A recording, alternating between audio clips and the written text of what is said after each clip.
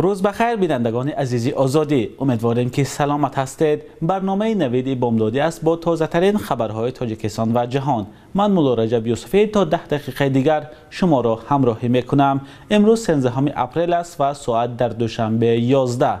نخست نگاه میکنیم به سرخط خبرهای امروز. برق تاجیک وعده داد که در رمضان لیمیت را سبکتر میکند. راهبر سازمان امنیت و همکاری اروپا به تاجیکستان می آید، از مخالفان خواهند گفت. و جزئیات زنازنی مهاجران در سنت پترزبورگ.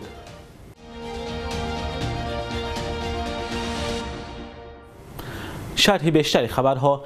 مسئولین شرکت برق تاجیک وعده دادند که در روزهای ماه رمضان لیمیت برق را سبکتر خواهند کرد. ناظر جان یادگاری سخنگوی شرکت برق تاجیک به خبرگزاری ازیا پلاس گفته است صبح و بیگاه به همه ساکنان برق داده می شود تا مردم در آماده نمودن طعام مشکلی نکشند، ولی سخنگوی برق تاجیک از ساعت معین نام نبرده است و همچنین معلوم نیست که لیمیت برق رسما کی برداشته می شود.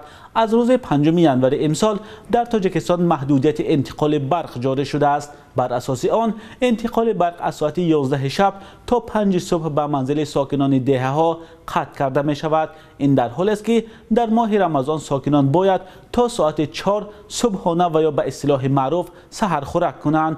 برخی ساکنان می گویند نبودن برق در ماه رمضان برای آنها مشکل است. ماه رمضان روز 13 اپریل در تاجیکستان آغاز شد و تا 12 می دوام میکند. مسئولان شرکت برق تاجیک نمیگویند که کدام روز محدودیت انتقال برق به منزل ساکنان روستا از بین می رود. پیشتر در این شرکت گفتند زیاد گردیدن سطح آب در مجرای دریای وخش و ذخیره آبی آبانباری نارک می تواند باعث بیکار شدن لیمیت گردد. وزیر کارهای خارجه سوئیسریا که همزمان رهبر سازمان امنیت و همکاری در اروپا است، از 4 کشور آسیای مرکزی از جمله تاجیکستان دیدن میکند. سفر او روز 11 اپریل آغاز شده تا 15 اپریل ادامه خواهد داشت. دفتر مطبوعاتی سازمان امنیت و همکاری اروپا روز 11 اپریل گفت ان لینده به قزاقستان، قرقیزستان، ازبکستان و تاجیکستان می رود. با مقامات ترکمنستان، کشور پنجم آسیای مرکزی، ملاقات آنلاین برگزار خواهد شد. گفتگو با وزیر کارهای خارجه ترکمنستان را روز 16 اپریل به نقشه گرفتند. در اظهارات سازمان امنیت و همکاری در اروپا گفته می شود که ان لینده در سفرش به کشورهای عضو سازمان با رهبران کشورها، وزیران امور خارجه و نمایندگان حکومت و جامعه شهروندی ملاقات می کند. موضوع اساسی صحبت‌ها اجرای عهده‌داری‌های کشورها در برابر سازمان امنیت و همکاری اروپا بوده است.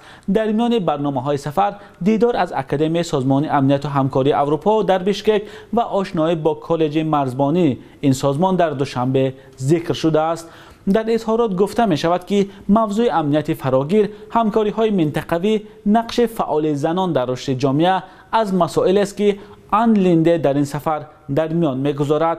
این سفر نخستین یک رهبر بلندپایه سازمان امنیت و همکاری اروپا یا سازمان حامی دموکرات به قلمرو آسیای مرکزی از جمله تاجیکستان در چند سال اخیر است. سفر در حال برگزار می شود که بعد از سال 2016 تاجیکستان صلاحیت های این سازمان را که در دورترین قلمروهای تاجیکستان نمایندگی داشت کم کرد. دوشنبه در جلسه سال گذشته برای تصدیق دوباره نامزدی هرلم دیزیر به منصب نماینده سازمان امنیت و همکاری اروپا در امور آزادی مطبوعات نیز مخالفت نشان داد.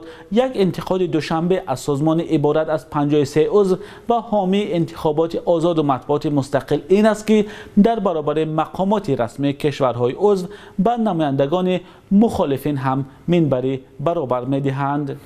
اوکراین گفت از روسیه درخواست کرد که موضوع افزایش تنش‌ها در شرق اوکراین را محاکمه کنند، ولی تا حال پاسخ دریافت نکرده است، در حالی که مسکو این ادعا را رد می‌کند. کیف و غرب در خشونت‌های اخیره که در منطقه‌های شرق اوکراین، دونتسک و لوهانسک رخ دادند، جدای طلبان رو به مسکو را گناهکار کردند، ولی مسکو برعکس گناه را به سر کیف بار می‌کند.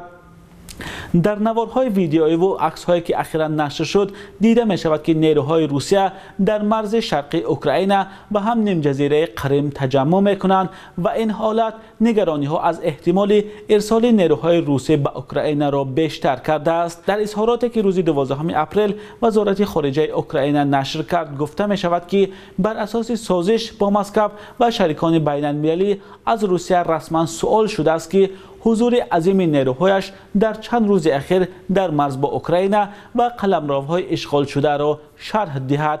در اظهارات آمده است متاسفانه جانب روسیه از شرح این قضیه خودداری میکند و میگوید که چنین چیز وجود ندارد.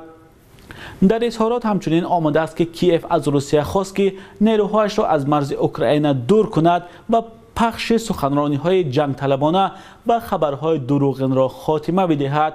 یولیا مندل سخنگوی پرزیدنت ولادیمیر زلنسکی روز 12 اپریل گفت که دفتر پرزیدنت برای مکالمه مستقیم با پرزیدنت روسیه ولادیمیر پوتین درخواست داد ولی ما تا حال هیچ پاسخ دریافت نکردیم و امیدوار هستیم که این به معنای رد شدن مکالمه نیست، گفت سخنگوی پرزیدنت اوکراین.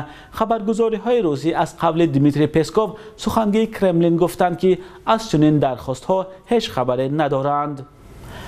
رسانه های روسیه جزئیات زنازنی گروهی و تیرپرانی در شهر سنت پترزبورگ را نشر کردند که در پی آن 10 نفر از مهاجران بازداشت شدند. پیشتر گفته می شد که در این مناقشه زادگان تاجیکستان و چچنستان اشتراک کردند. سامانه سنت پترزبورگ لایف نوشت که در پی این زنازنی پلیس 10 نفر را بازداشت کرده است که همه آنها زادگان کشورهای آسیای مرکزی بودند. دستگیر شدگان از 16 تا 32 سال داشتند. سنت پترزبورگ لایف نوشته است که 4 نفر از دستگیر شدگان در بازداشت بوده، نسبت 2 نفر چاره دیده ایستادند. پلیس 4 نفر دیگر را آزاد کرده است. در رابطه با این حادثه با اتهام اوباشی گروهی با استفاده از سلاح پرونده جنایی آغاز شده است و از روی این اتهام به دستگیر شدگان تا 7 سال زندان یا میلیون ها روبل جریمه تهدید میکند.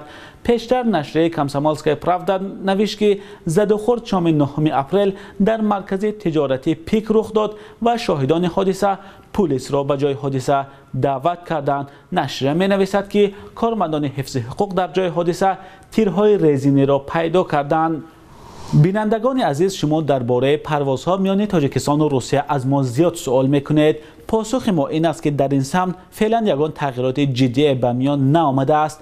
در حال حاضر از دوشنبه به مسکو تنها شرکت‌های سامان ایر و یوتر یک پروازی انجام می‌دهند، ولی مهاجران می‌گویند که چپته‌های این پروازها الکی تا آخر ماه می فروخته شدند. از سوی دیگر شرکت روسی اورالسکی اویالینی به 7 شهر روسیه پروازهای چارتری انجام می‌دهد، ولی مسئولین شرکت گفتند که نه همه امکان دارند با این پروازها به روسیه سفر کنند.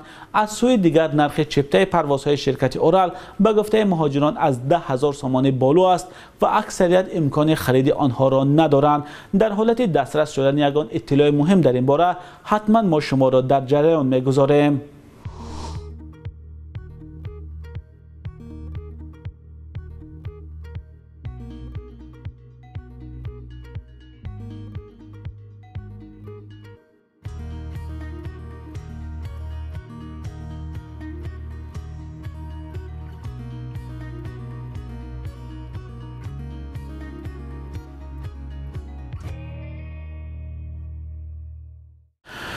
در بلاروس شروع از 12 اپریل پخش برنامه‌های تلویزیونی یورانیوس قطع شد. در وزارت اطلاعاتی بلاروس بر ریا نووستی گفتند که تصمیم مذکور با سبب ویران شدن قانونگذاری درباره رکلام گرفته شده است. در سایت خود این ساختار آمده است که مهلت اجازت نامه پخش برنامه‌های یورانیوس در بلاروس به آخر رسید. همزمان در خبر آمده است که در قلمرو بلاروس برنامه‌های تلویزیونی روسی پبیدا نمایش داده می‌شوند که درباره جنگ دوم جهان برنامه و فیلم‌های ساخته شوروی قصه می‌کند. یورانیوس یک شبکه تلویزیونی 24 ساعت است که با 13 زبان خبرها پخش می‌کند. انجمن ژورنالیستان بلاروس قرار مقامات این کشور را دارای انگیزه‌های سیاسی می‌نامند. بانک ملی تاجیکستان قرب اسعار خارجی را در برابر سامانه برای امروز 13 اپریل چنین تعیین کرده است.